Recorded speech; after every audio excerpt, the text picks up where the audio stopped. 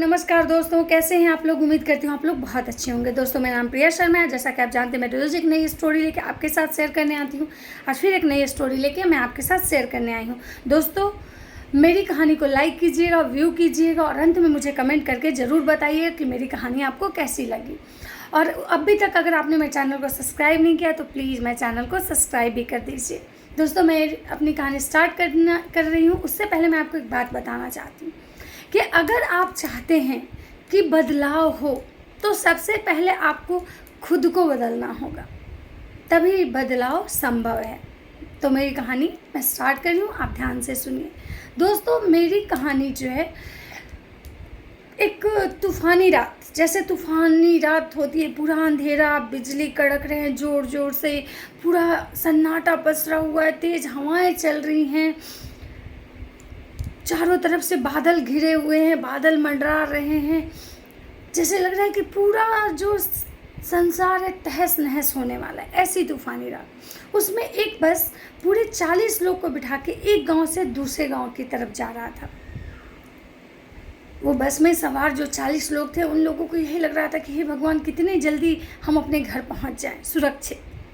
वो बस जब कुछ ही दूर आगे बढ़ा तो वो जो तूफ़ान था, वो जो बिजलियां कड़कने की जो आवाज़ थी, वो जो बादलों की गड़गड़ाहट थी, वो काफ़ी और तेज़ हो गई।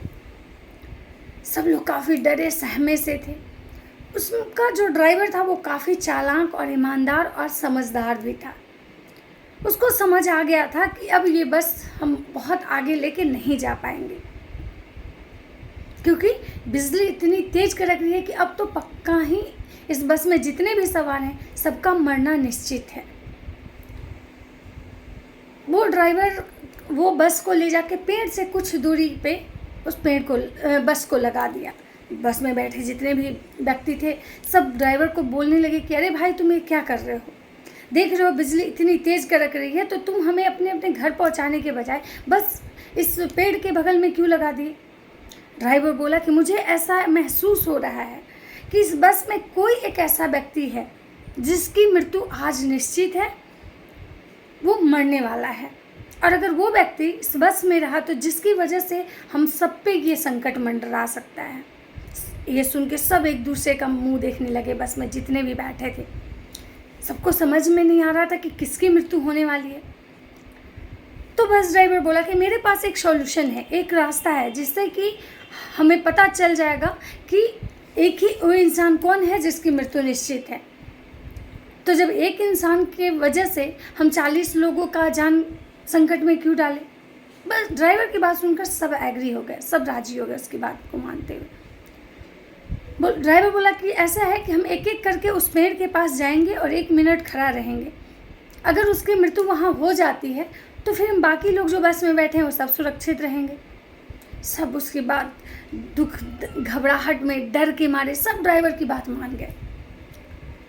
एक एक करके सब यात्री भगवान का नाम लेके हे भगवान मुझे बचा लीजिए, भगवान मैं मरना नहीं चाहता, मैं अपने घर जाना चाहता हूँ, भगवान को याद करते हुए डर से उतर के सब वो पेड़ के पास जाते, 1 मिनट रुकते और पेड़ को छू के वापस आके बैठ जाते और आके भगवान का धन्यवाद करते कि हे भगवान मैं तो बच गया, यानी कि मैं मरने वाला। ऐसे करके सारे यात्री एक एक करके उस पेड़ के पास जाने लगे और 1 मिनट रुक के पेड़ को छू के वापस आ गए। ड्राइवर भी गया, खलासी भी गया, जो भी उसमें थे सब।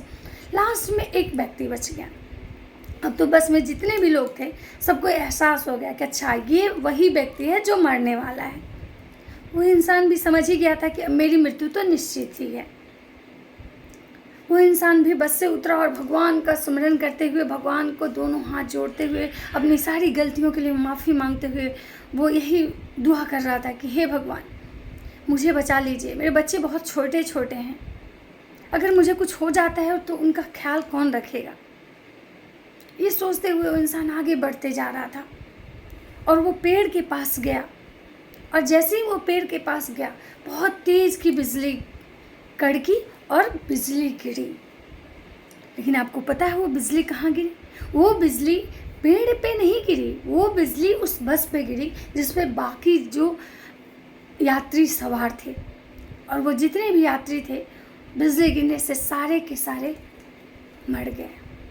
सिर्फ वो एक वही व्यक्ति बचा जो पेड़ के पास खड़ा था। दोस्तों, मेरी कहानी आपको समझ में आ गई होगी कि जब हमारे साथ सब कुछ अच्छा होता है तो उसके लिए हम खुद को क्रेडिट देते हैं, खुद को श्रेय देते हैं कि जो कुछ हुआ हमारी वजह से हुआ। लेकिन जब कभी हमारे साथ थोड़ा भी बुरा होता है, कुछ गलत होता है, तो हम हमेशा दूसरे पे उंगली उठाते हैं, मतलब जो भी बुरा हुआ उसकी वजह से बुरा हुआ। गलत। हमें अपनी गलतियों के लिए, अपने कर्मों के लिए, जो हमें कष्ट मिलने वाला है उसके लिए हमें कभी किसी और को जिम्मेदार नहीं मानना चाहिए। तो अगर आप चाहते हैं कि कोई और आपको अपनी गलती का दोषी नहीं माने, अपनी गलती के लिए आपको ब्लेम नहीं करे, तो आप पहले ये शुरुआत आप खुद से कीजिए। राधे राधे दोस्तों।